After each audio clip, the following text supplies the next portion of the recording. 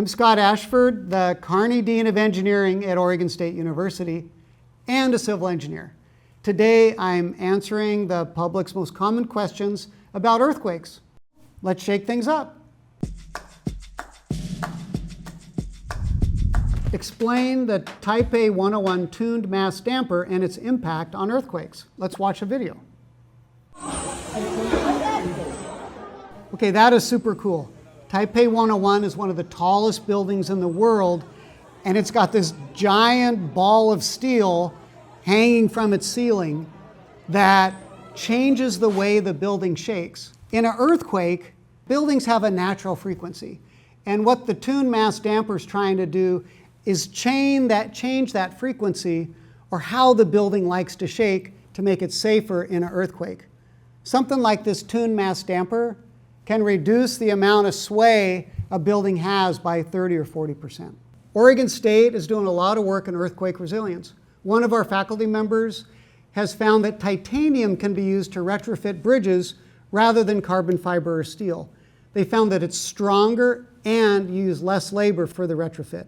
We also have transportation engineers working with the state of Oregon to find what is the best route that people can take to get around after an earthquake, to get around the damaged roadways and bridges. Explain how buildings suddenly collapse after an earthquake. All right, well, let's watch a video. See?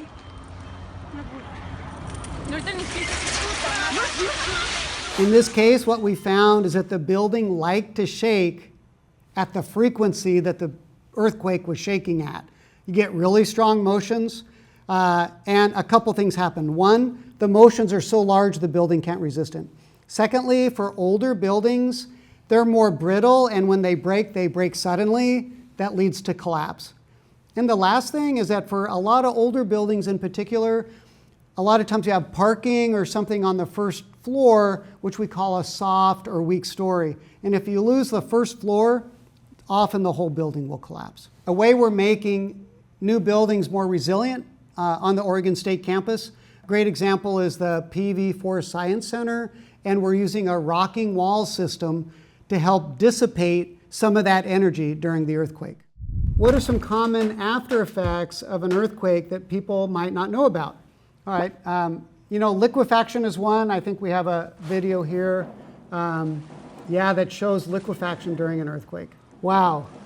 All right, that is liquefaction from an earthquake in Japan, and you can actually see the ground moving back and forth during the earthquake. Now, what happens in liquefaction, sandy soil deposits that are under the groundwater table, they try to densify during the shaking. The loose sand tries to get denser, and it squeezes the water in between the sand grains, and it increases the water pressure so much that the sand grains actually lift off of one another and cause what you might see on the ground surface as like what we call a sand boil or a mini sand volcano. Now, the problem with liquefaction is while the ground is liquefied, it's behaving like a liquid, so it has very little strength and it also settles a lot. Both of those things are bad news for a building, for bridges, and other sorts of infrastructure.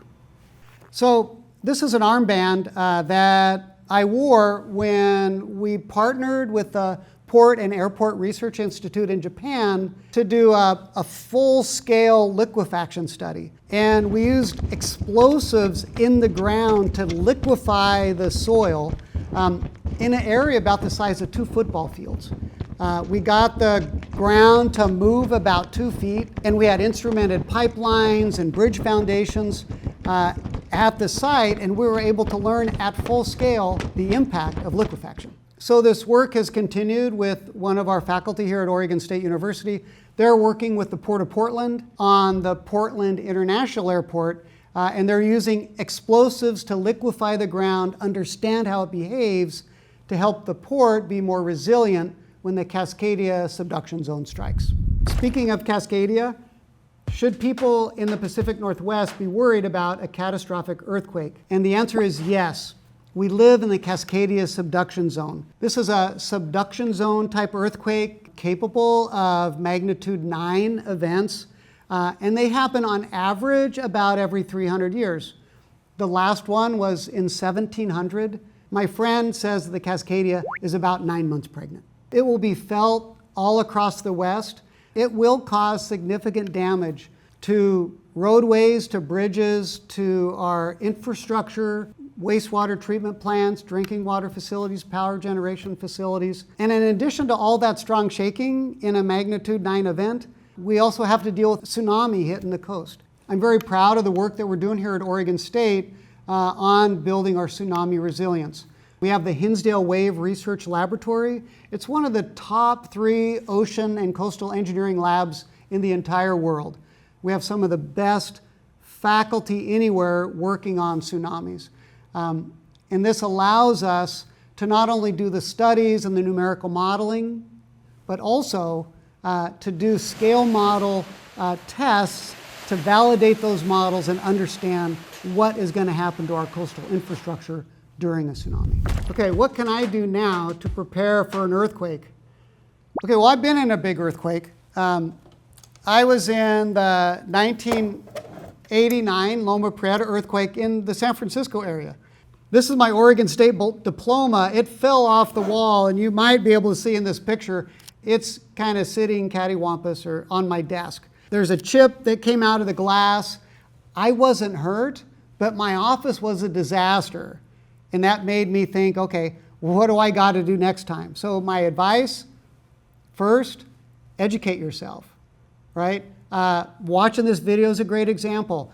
Go to websites, American Red Cross, the Department of Geology and Mineral Industries here in the state of Oregon, Earthquake Engineering Research Institute. All of those have great information on how to prepare for an earthquake. Secondly, have a plan. How do I contact my family? How do I get food and water, medication that you might need, knowing that you're going to be on your own for a few days, sometimes a few weeks. Also plan for your house, right? Shelter in place, but that means strapping down your hot water heater if it's a gas hot water heater. That means maybe bolting your house to the foundation.